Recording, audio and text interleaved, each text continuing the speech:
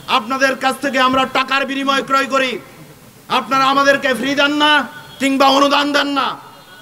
আমরা সেই টাকা দিয়ে, সেই অর্থ দিয়ে, ডলার দিয়ে পৃথিবীর অন্য দেশ থেকে ক্রয় করতে বাধ্য হব। যেমন আমরা শুরু করেছি পাকিস্তান থেকে, চীন, জাপান, রাশিয়া, যেখান থেকে সম্ভব সেখান থেকে আমরা ক্রয় করব। ভারতের পেঁয়াজ আমরা খাবো না, ভারতের আলু আমরা চাই না, ভারতের ডাল চাল কোনো কিছু আমাদের প্রয়োজন নেই। আমাদের ন্যায্য অধিকার ফিরিয়ে দেওয়া হোক, 54টি নদীর বাঁধ ভেঙে দেওয়া হোক, বাঁধ খুলে দেওয়া হোক। আমাদের কারো মুখাপেক্ষী হতে হবে না। আমরাই আগামীর দিনে রপ্তানি করব। আমরাই চিনি কল, আমাদের চিনি কল আবার সক্রিয় হবে। সেই চিনি কলের মধ্য দিয়ে আমরাই ভারতে আবার চিনি আমদানি করব। ভারত, তুমি অপেক্ষা করো, আমার দেশ থেকে তোমার কিনে খেতে হবে। আমরা যদি কিনে খাওয়াই, আমরা যদি রপ্তানি করি, তবেই তোমরা পাবে এবং তোমাদেরকে সেই সুযোগ আমরা করে দেব। কিন্তু তোমাদেরকে অন্যায়ভাবে আমার দেশে হস্তক্ষেপ করার কোনো সুযোগ দেব না। সর্বোপরি শেষ কথা বলছি, আমার দেশের দিকে যদি চোখ তুলে তাকাও, সেই চোখ উপড়ে ফেলা হবে, সেই চোখ উপড়ে ফেলা হবে। আমার দেশের 1 ইঞ্চি মাটির দিকে তাকালে তোমার দেশের দিল্লি পর্যন্ত দখল করা হবে। দেশের দিল্লির লাল কেল্লার উপরে বাংলাদেশের পতাকা উত্তোলিত করা হবে। ধন্যবাদ। শাখা সিঁদুর দেখে বুঝেছিলাম সে ছিল হিন্দু। আমরা কখনোই এই সম্প্রীতির দেশ বাংলাদেশ, এটাকে আমরা যে কোনো মূল্যে রক্ষা করব। আপনারা যে যেখানে থাকুন উস্কানি দেবেন না।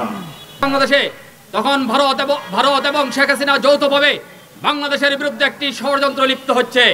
যেই ষড়যন্ত্র হলো, বিগত শেখ হাসিনার আমলে বাংলাদেশে হিন্দু সম্প্রদায়ের প্রতি অনেক অবিচার হয়েছে। যেমন নাসিমনগরে, সুনামগঞ্জের সাল্লায় এবং আওয়ামী লীগ যুবলীগ কর্তৃক বিশ্বজিৎকে হত্যা সহ বিভিন্ন ঘটনা মাইনরিটির উপর হয়েছে। কিন্তু বাংলাদেশের যেই সনাতন ধর্ম অবলম্বী আছে তারা এবং ভারত থেকে কোনো রকমের প্রতিবাদ তো দূরের কথা, কিছুই করে নাই। কিন্তু দুঃখের সহিত বলতে হয়, আজ যখন 3 মাস 3.5 মাসের মধ্যে বাংলাদেশে যখন হিন্দুরা সবচেয়ে ভালো অবস্থানে আছে, তখন ভারত থেকে শেখ হাসিনা এবং ভারতের যৌথ প্রযোজনায় একটি ষড়যন্ত্র লিপ্ত হয়েছে। যেই ষড়যন্ত্রের কারণে আমরা আশা করেছিলাম আমরা বাংলাদেশ থেকে আধিপত্য মুক্ত করব। সেই আধিপত্য আদৌ কি মুক্ত করতে পারবো কিনা, এই জন্য আমরা আমাদেরকে সবাইকে ঐক্যবদ্ধ হতে হবে।